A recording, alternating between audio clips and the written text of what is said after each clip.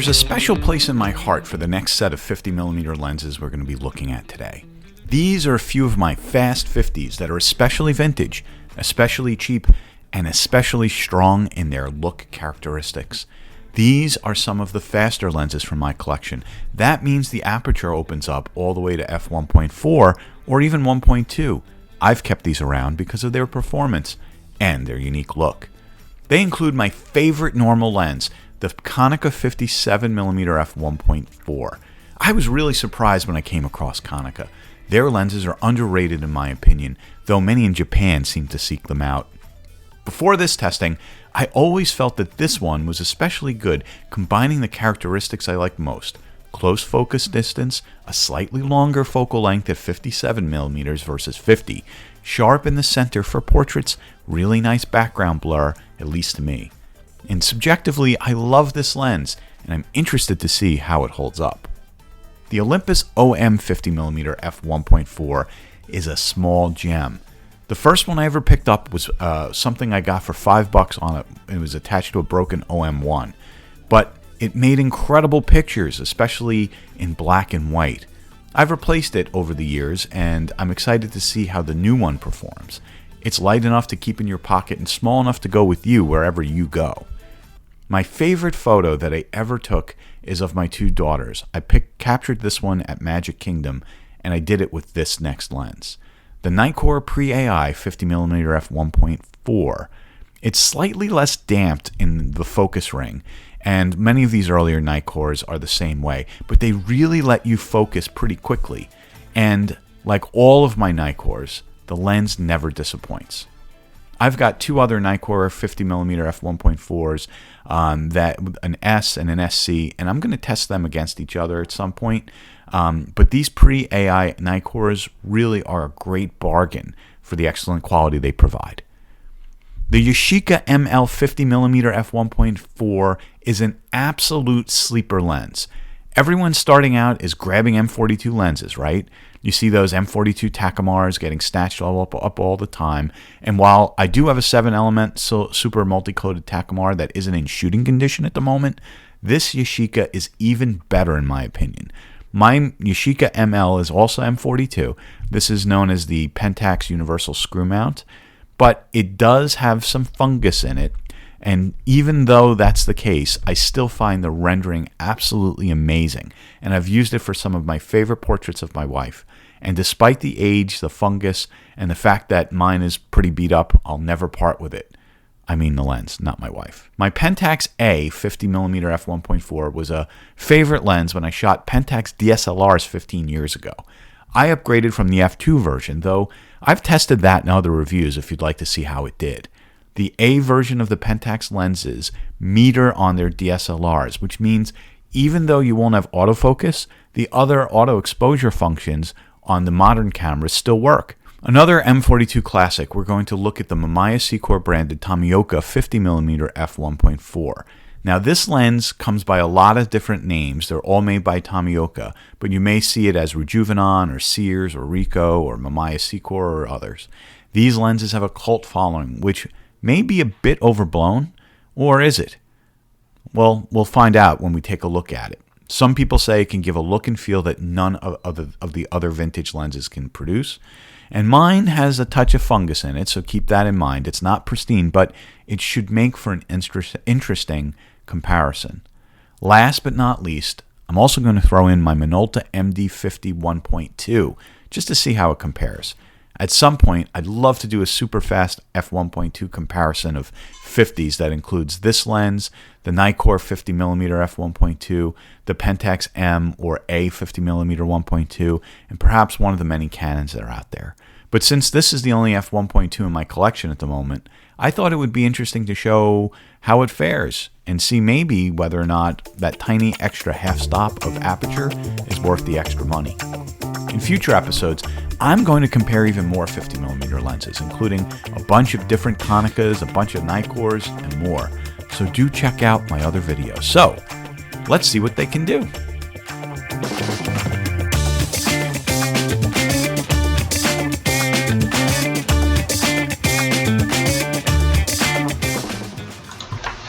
If you're shooting a fast normal lens, especially one that's vintage, you're probably doing it to get that amazing look that looks especially great in portraits. The first item that we're going to take a look at right now is let me do a split screen here. And on the left, I'm going to keep the Minolta MD51-2, which is our fastest lens. And I'm going to compare it to the Konica 1.4, 57mm 1.4, which is my favorite lens coming into this comparison. And looking at these two, it's interesting, right? Because, you know, on the left-hand side, that Minolta has great background blur, looks really nice, nice colors, everything looks like a great portrait. In and of itself and on its own, you would love that lens. On the right, though, we see instead of a 50, a 57mm. That 7 extra millimeters not only brings the subject closer, but it really does a lot around background separation. If we look at our model Marianne, and you see her, she's well in focus, and then behind her, starting with those grassy bits, really blown out on the right, a little bit more detail available on the left. And so that extra 57mm really does a lot. And I'm bringing this up because a lot of folks, if you're going to spend the money to get a 1.2 lens, the older 57, 58, 55mm are out there a lot, and the 50s are out there a lot. The 50s generally are sharper, but the longer lengths, those 55, 57, 58mm, like the Minolta 58mm, right, which is often compared to the 50mm f1.2, there is a big difference. The 58, 57s, 55s are going to be better for portraits. The 50s are better all-around lenses, and then they tend to be newer and they tend to be a little sharper. Anyway, enough of that lesson. Just wanted to compare these two. They're both great. They're both going to do an excellent job, but that extra focal length is just a touch better. If we zoom in, even to look at detail, you know, the 1.2 is very usable. This is a very pretty rendering. The 1.4 is just a tiny bit sharper in my estimation, in my mind. Both of them are usable, but the 57 1.4 still to me remains my favorite portrait lens. Let's look at a couple of others now. Let's take a look at, on the right side, the Olympus. Well, actually on the left side, let's take a look at the Olympus. And I'm going to keep that wide open at 1.4, and I'm going to compare that to the Konica on the right. And you know, the Konica, a really pretty rendering, but I think that Olympus is not bad. In fact, I would say the rendering is pretty close. Here, let's try on the left side. Let's try the Minolta. Actually, we're going to have the Minolta on the left and the Olympus on the right. You know, I think that they're very close in their overall renderings, right? The colors, the amount of blur, the bokeh, very similar to me. If I zoom in, there's a big difference though. The 1.4 is a lot sharper. This Olympus is a very sharp lens, even wide open. So like that one a lot. Minolta is probably 2, 3, maybe even 4 times more expensive. And to me, I absolutely don't see the need or the difference between the two. Let's see if we can go to the next lens here. Let's look at the Nikon. I'm going to go Nikon on the right, and on the left, I'm going to go back to that Olympus to show the difference between these two lenses, right? So the Olympus, we've kind of looked at this and said, great lens, renders really nice. If I zoom in, very close. They're both extremely sharp. And yet if I zoom out, they both have really nice background blur.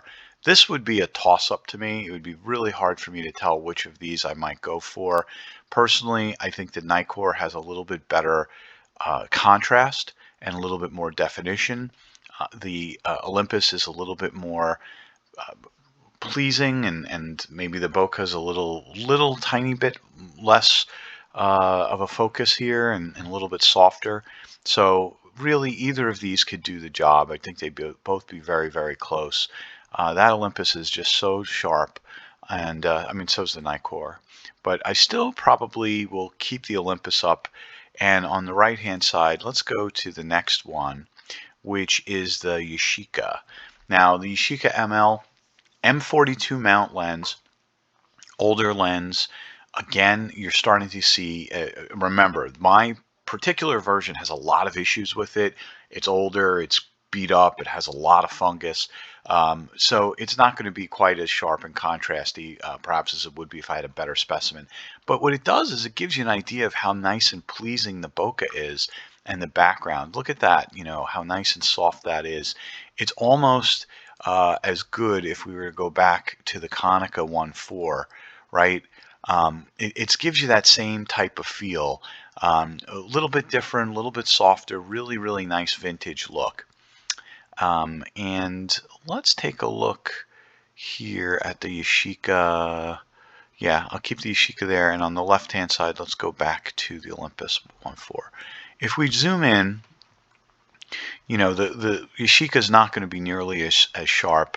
A lot of that haze, though, is probably from the lens itself, so I wouldn't, you know, consider that a deal killer, and your version may look better. In fact, if I stop the Yashica down to f2, then you could really see immediately it's a very, very sharp lens. So that Yashica is really something else. Now for a kind of a comparison that I was really interested to do, and this is the Pentax A51.4 on the right versus the Olympus on the left. And the reason I am so interested in this is that both of these are small lenses, 49mm filter.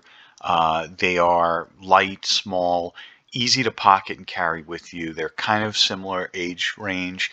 The Pentax may be a little bit newer, depending. The Olympus is late 70s, early 80s. Pentax is definitely coming in the 80s.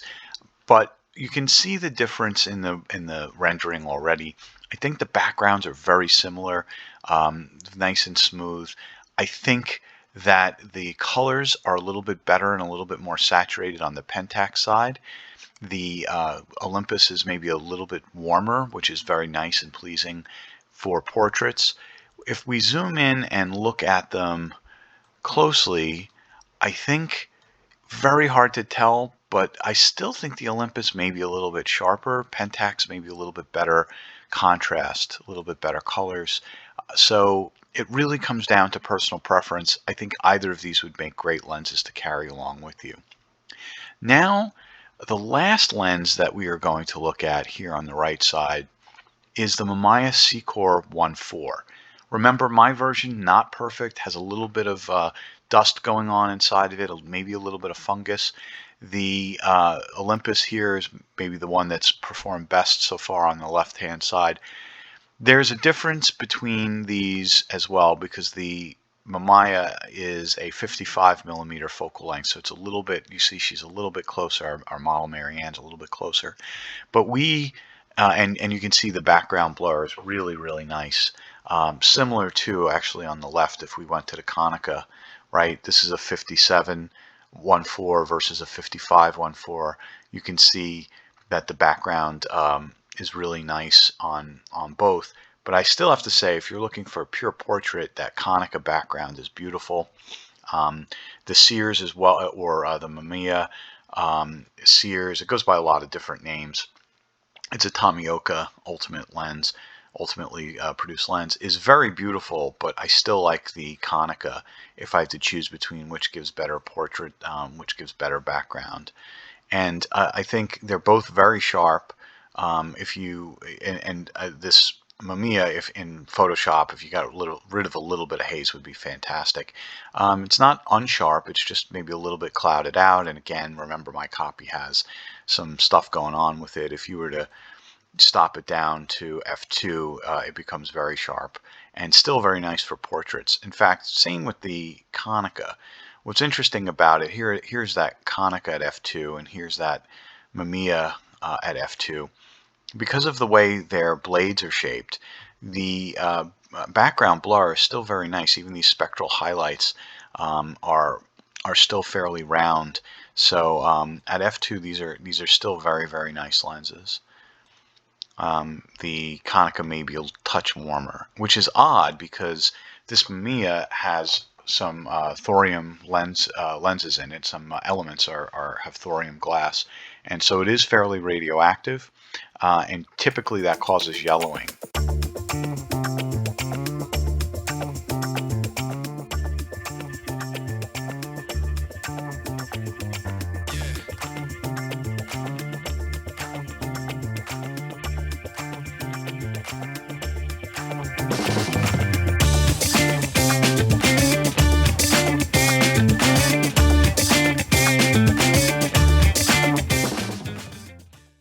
Now let's take a look at a landscape scene. Here we have some rocks in the foreground, a mill in the background, some good midground information and detail. And we're going to look at all of these lenses. I've shot these at a number of apertures, 1.4, 2.8, 5.6, and 11, just to get an idea. And at 1.4, I've got the Nikon on the left and 2.8 on the right. You'll see that as we let me just get back to the Nikon at 1.4 on the left. And then on the right, if I start to stop it down, you see a couple of things. And this is going to be similar with all of these, right? First, you're going to see less vignetting at 2.8, even less vignetting at 5.6, and of course no vignetting at f11. The image, you'll have much more depth of field, right? So you can see that the foreground rocks are much more in focus. Those are things that are going to be common to all of these as we go through. But if we compare different apertures with the same, or different lenses with the same aperture, that's really going to help us see how these lenses compare. Obviously, an f11 is going to be super, super sharp, and f1.4 is going to be much less so. Again, we'll be able to look at these for each and every one of these lenses. All of the lenses had a focal point of this window here, this window in the middle.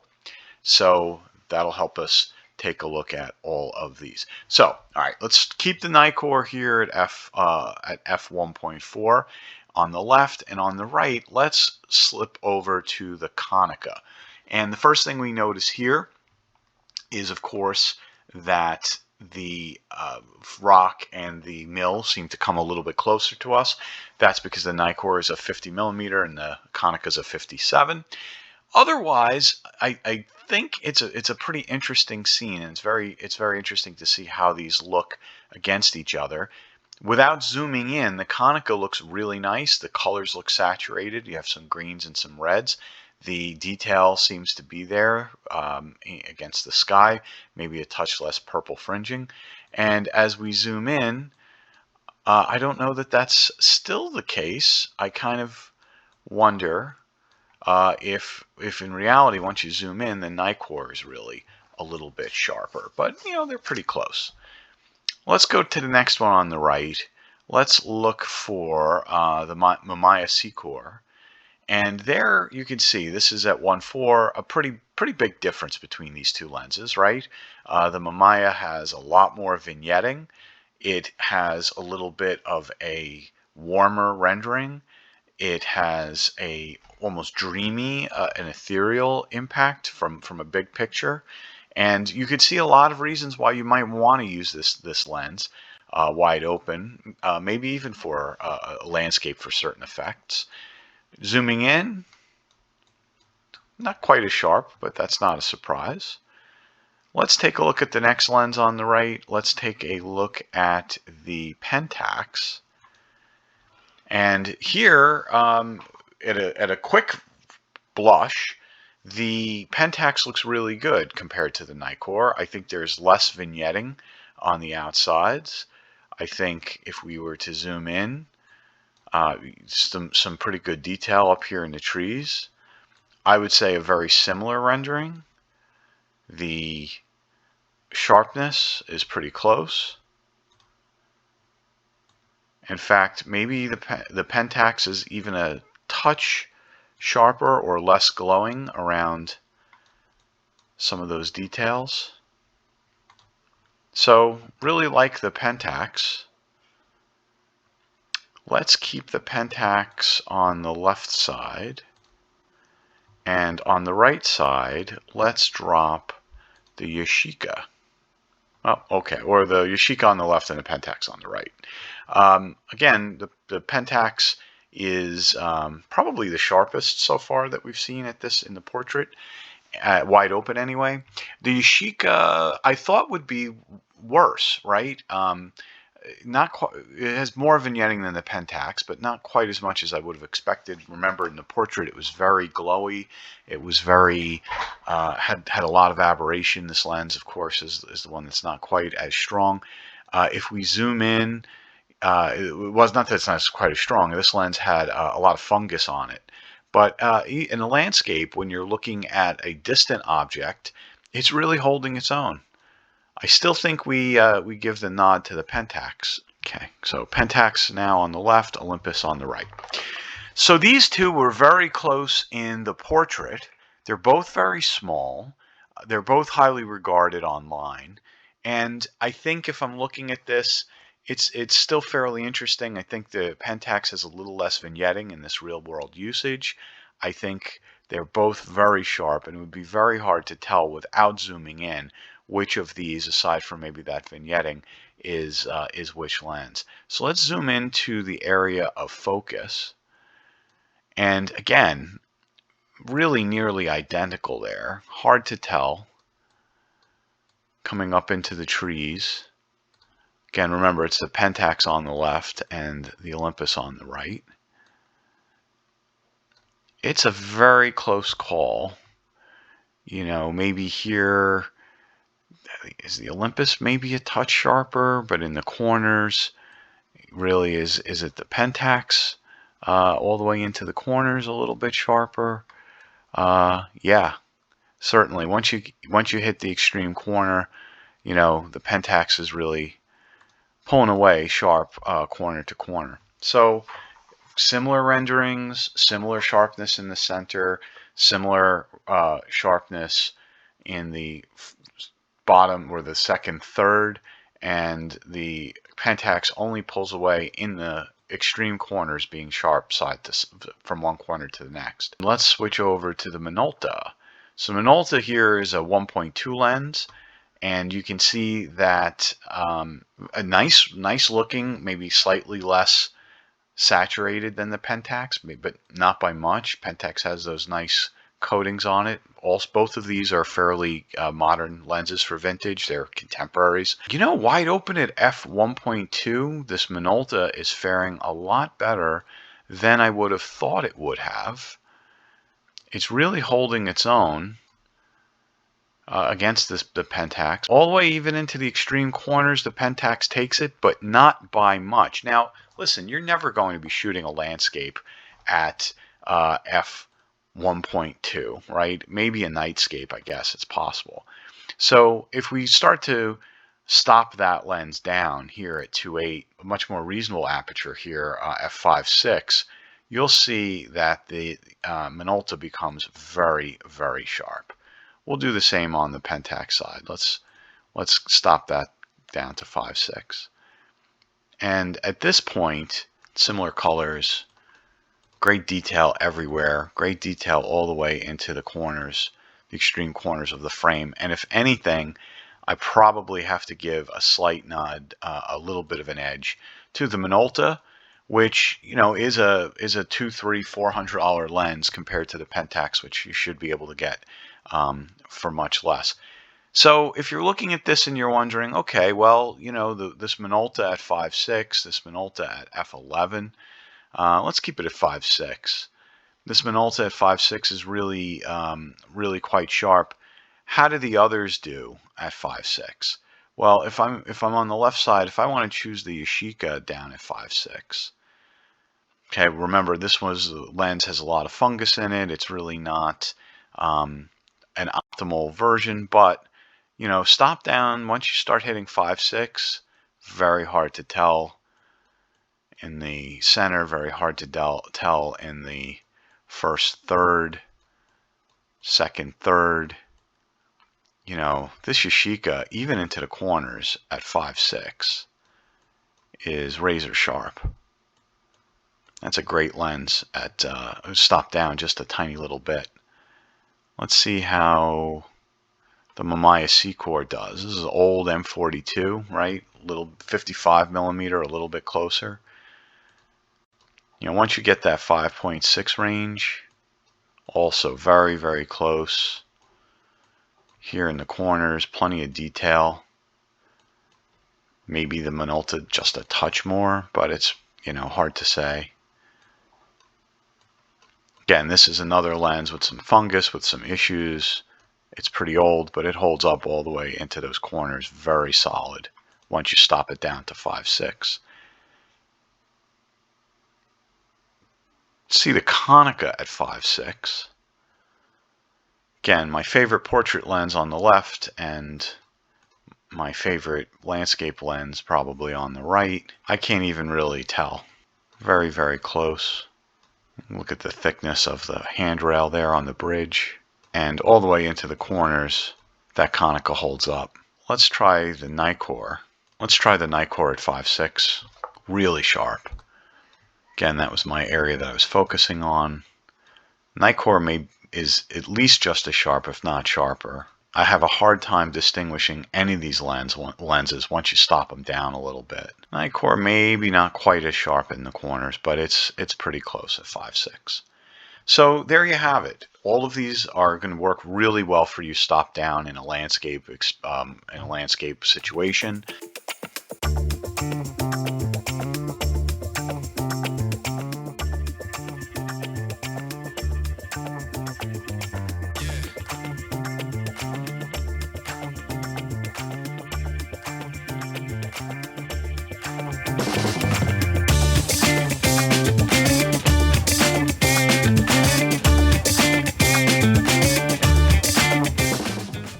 I started out this process by saying that these were some of my favorite fast standard lenses in my collection, and you know what? They didn't disappoint. There isn't a single one that doesn't do its job well, with the exception of the Minolta 1.2. Any of these lenses can be found for a bargain price, well less than $100, and if you have a little bit of patience, you might be able to get even better. In fact, if you're a bargain hunter, you could probably grab one of these attached to a camera at a yard sale or a thrift store for $20, $30, $40. It was fun seeing how they all compare, and here are a few thoughts that come to mind after looking at both a portrait and a landscape example. First, sample variation probably plays a big role here. I've said this in other videos, but it makes a lot of sense here as well. Your Olympus 1.4 might be worse than my Pentax A 1.4 or vice versa. Some of these are so close that there's no practical difference in real-world use. Second, focal length really matters, especially for portraits. The 55, 57, 58 millimeter lenses, they're going to provide an especially pleasing look on full frame. I'm shooting this on a 24 megapixel Sony full frame camera, but your full frame will probably have similar experience. Is the Mamiya C-Core made by Tomioka a special portrait lens? Yeah, but I'd still lean toward the Konica, which is my favorite portrait lens of the bunch and remains so even after these tests. The Yashica has a very special rendering as well. How about an all-around lens? Well, the Olympus gets my pick. It's tiny, light, and does an admirable job in both portrait and landscape scenarios. It's darn good as a travel lens. It could be paired with a lot of the other tiny little Olympus OM manual focus lenses, which are also great performers, like the 21mm 3.5 and the 24mm 2.8.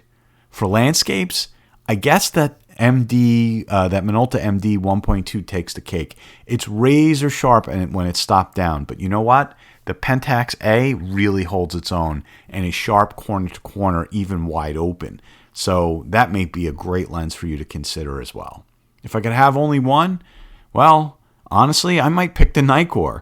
It's like the Olympus in that it's good at everything, and it is a little bit bigger than the Olympus, so for me personally, it's easier to focus. But luckily, I don't have to choose. Why is the Fast 50 one of my favorite vintage lenses? It's really pretty simple. The out-of-focus blur on these provide an amazing look. It's the best bang for your buck. If you were to buy a modern digital lens, it would probably cost at least 3, 4, maybe 5 times more than these, and they don't deliver any better look and feel. They're different from that clinical modern lens. And when I want to shoot a vintage lens, that's the reason I'm doing it. These are going to be sharp, corner to corner if you're at 5.6, f8, f11, something like that. And you're never going to be able to distinguish it between a lens that you paid many times the price for. A lot of these lenses are sleepers. Some folks know how good they are, but they often fly below the radar. A lot of times you could pick them up attached to a camera at a yard sale at a steal. They're just great lenses and there's no reason you shouldn't have one. Make sure you have at least one vintage Fast 50 in your bag so you can go out there, no matter what the circumstances are, and take some great cheap shots.